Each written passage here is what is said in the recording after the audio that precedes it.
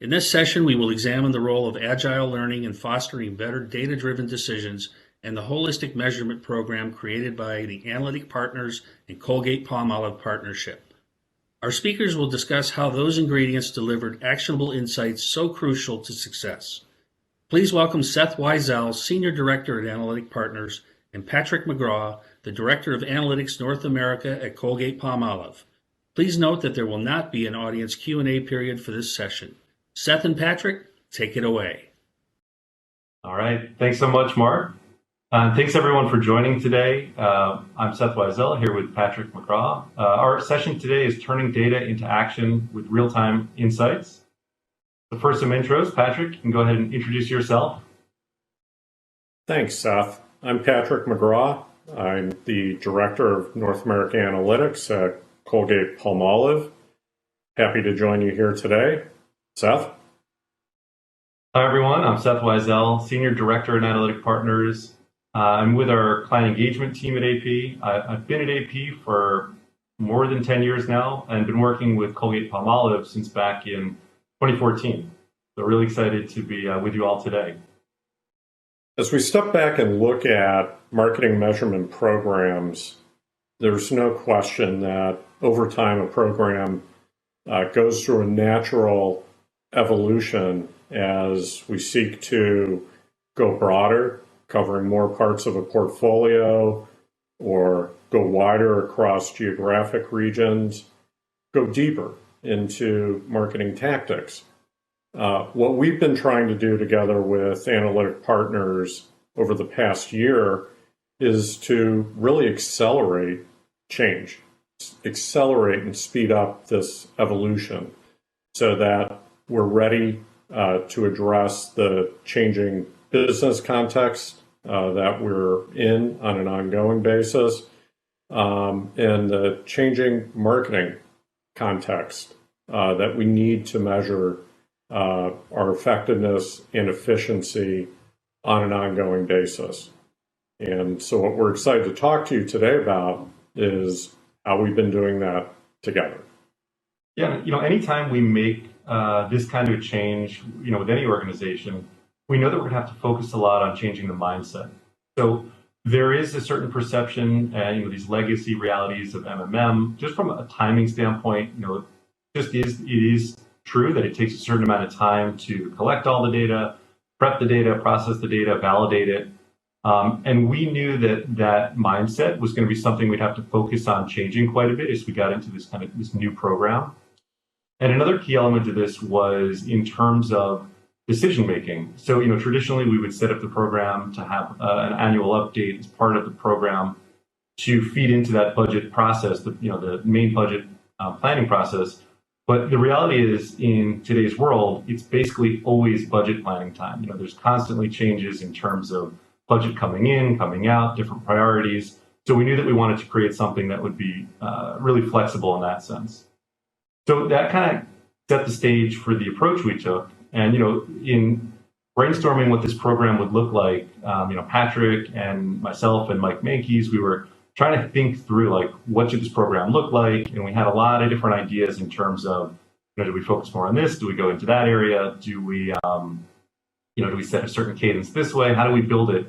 And, it honestly just wasn't quite coming together because there were so many different things that we knew we wanted to focus on.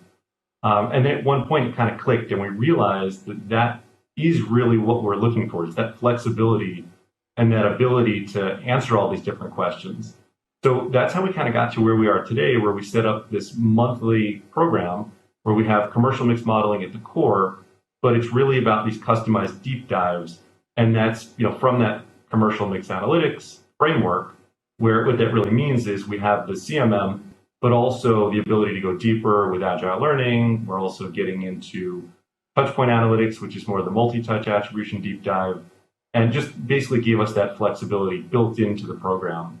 So, Patrick, maybe it'd be helpful if you can talk a little bit more just about, what some of those benefits you were thinking of when we were trying to design the program. Sure, Seth. And you mentioned that the program with AP and Colgate working together has been ongoing for years now. And What was crucial in how we were trying to approach rethinking and evolving the program was that we balanced maintaining consistency along with the agility that we wanted to bring. And really at the core of this was to maintain the holistic measurement that's really been the hallmark of the marketing mix program, the commercial mix program that we've had together, but could also enable us to go deeper into specific digital touch points and to go faster on an ongoing basis without giving up and without sacrificing the continuity and the thread that was tying together how we've been able to holistically measure the business over time. Yeah, absolutely. Next slide. But the core of this has absolutely been the commercial mix modeling program that's been developed between our companies through the years, but that now really brings an agile learning dimension to it. We, depending upon the key business questions in a given time frame or point in the year, look to bring together shorter term and longer term analytics, customer deep dives and analyses, operational analytics, and increasingly, obviously, touch point understanding as digital marketing continues to rapidly grow and expand in importance. The goal, though, is that we remain holistic, our understanding remains integrated, but that we're able to bring together the different dimensions of how we're going to market, integrating multiple KPIs across sales channels and marketing channels, campaign understanding, the path and route to market from an omni standpoint, and down all the way through personas and geospatial views of how the business is working and how our marketing is driving business results.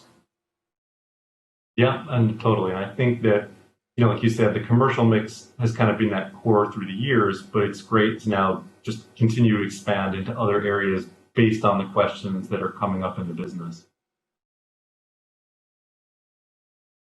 So that's a bit of a background in terms of how we structured the program, how we got to this point. Thought it'd be helpful to talk a little bit now about just what it looks like in action. So first thing to talk through is live modeling. We talked a bit about already, the value that the speed brings.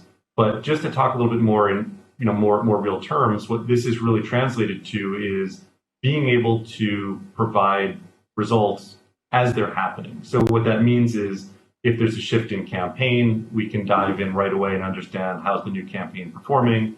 When there's a new product launch, basically the next month, we're able to say, okay, how is this media performing? What's the halo look like onto the rest of the business? And basically anything from a marketing standpoint that's coming up, we can dig into it because it's only another month until you get those first cut results. It's also theoretically, if there are other changes down the road, it could be macro factors, pricing, distribution, things like COVID, like really anything that's happening in the business. Because you've got that monthly cadence, you're then able to kind of dive deep on those particular questions. And Patrick, is there anything else you'd add to that? Anything else kind of that comes to mind from just like areas that you were interested in digging into?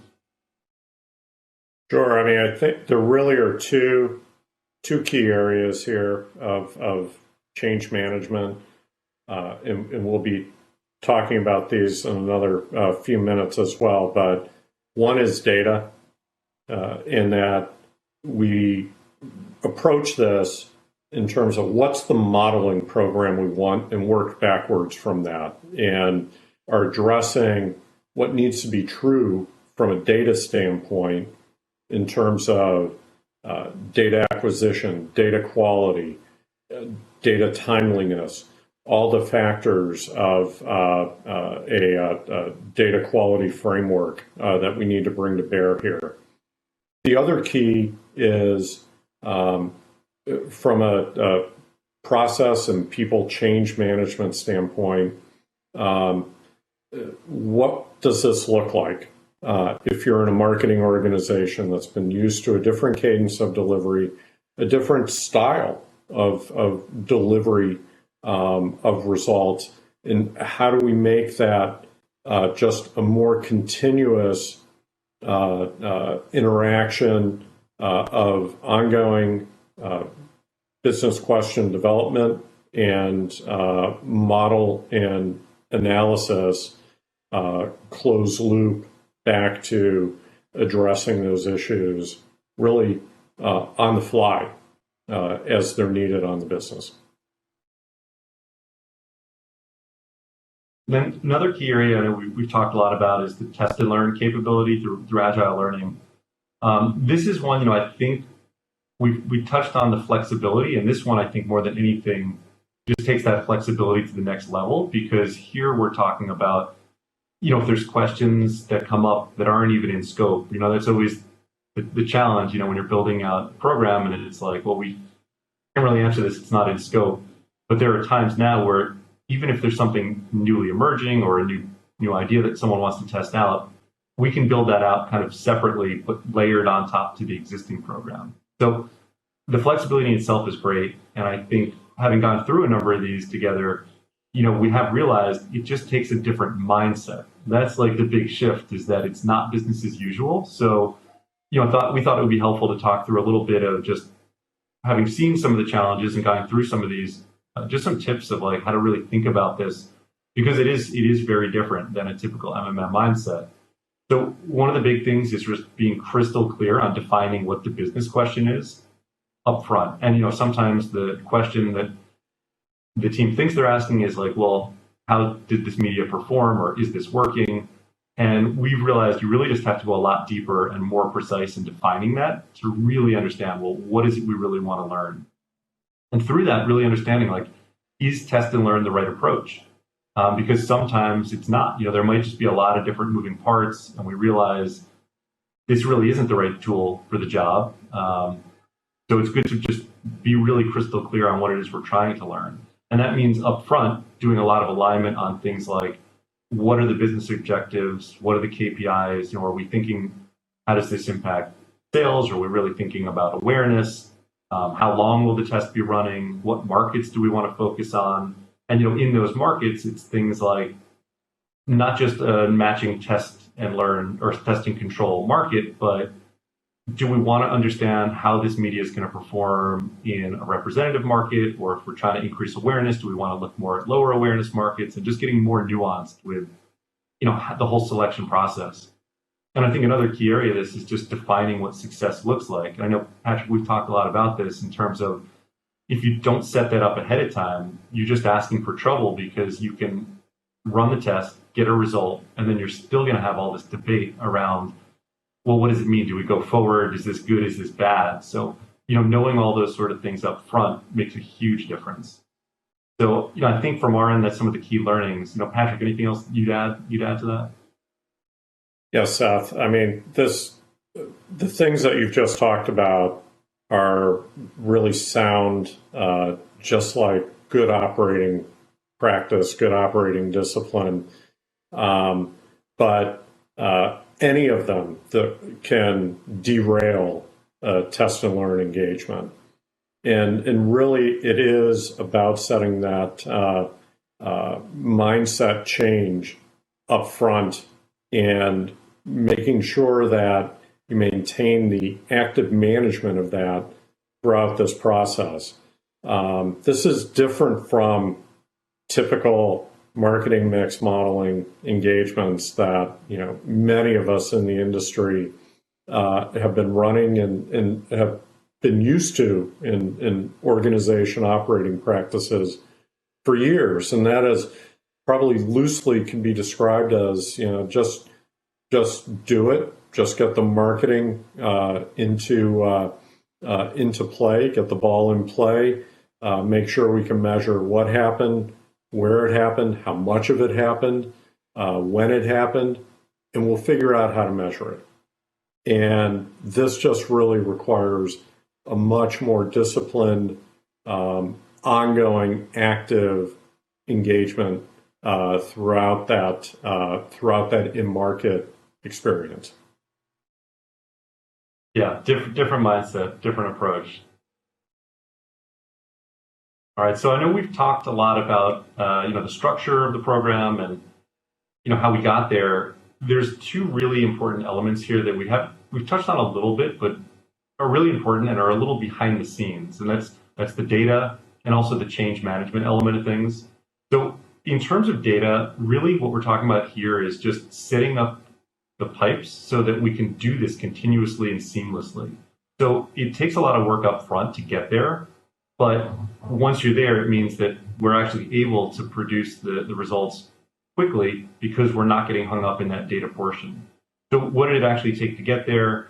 There was a lot of work with the agencies in really understanding, what can they provide on a monthly basis? What sort of format would that look like?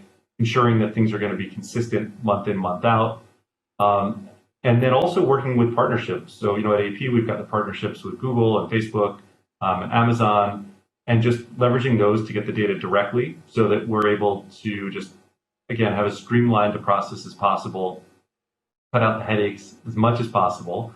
But there inevitably will be some headaches. And I know early on, we definitely have found some. And so part of this too is just understanding what's that right balance and making sure that we can get to a point where we don't get hung up on making it perfect because there's that speed element that we also want to maintain. So making those decisions, coming up with heuristics to figure out how do we get the data that we're going to need to really drive decision making, but still maintain the speed at the same time. And then the last piece of that is in terms of leveraging technology, that really comes to a front in terms of processing. So as soon as we get the data, it's ready to go. And then also on the delivery side, we're still building out PowerPoint presentations that are customized to the questions because there's still that storytelling element. But, we want to set it up in such a way that Colgate team can jump into the data to get the questions answered that they need without having to come to us to put together more slides and just, it's a more seamless, faster process. And I know, Patrick, you've spent a lot of time on the change management side. It'd be great for you to talk through some of that as well. The case for change here is all about how do we continue to drive real and material business impact? How do we maintain the thread of continuity of what's worked in the program and what's got to change to continue to drive improvements in the effectiveness of our marketing and the efficiency of our marketing. Making sure that from an organization standpoint, there's understanding of what's going to change and how reporting they may have been used to for years is going to evolve. There's often no free lunch. And the good news in this case is that we've been able to maintain continuity that has been built up for years, but that we've also been able to make good database decisions in terms of where can we make trade-offs in efficiency of how we design and run the program. And it's because of the long-standing relationship that we've had and the ongoing and continuous consistent approaches that we're able to make good adjustments that make sense for the business and that translate to our business stakeholders across the organization. So we've really tried to strike the balance here between what needs to change and what should be maintained from a historical standpoint. That's great. Yeah, I know, just to kind of wrap things up, you've got some key lessons learned through this. It'd be great to hear your thoughts on that as well. We started this talking about a shift in mindset, a shift in perspective on how we should evolve a long-standing marketing measurement program. Really 4 keys to this. The first one, find that intersection of what the organization needs and what the organization is ready for. But importantly, get started. If you don't start, you won't start to learn. It's work backwards from that vision of where you want to get to. Set stretch annual, quarterly, monthly learning goals so that the organization can feel the evolution, can see it, and test and learn your way through. Don't assume at all that you are one and done ever in this process. It's important to set an improvement mindset, a continuous learning mindset that we're going to shape and evolve over time, but get started and get the ball in play and continue to learn. That's great. And Patrick, I want to thank you so much. I think this was a great discussion. And I know we don't have a Q&A set up for this session, but if anyone watching has any questions on this, please feel free to reach out with any questions. And thanks again so much for your time.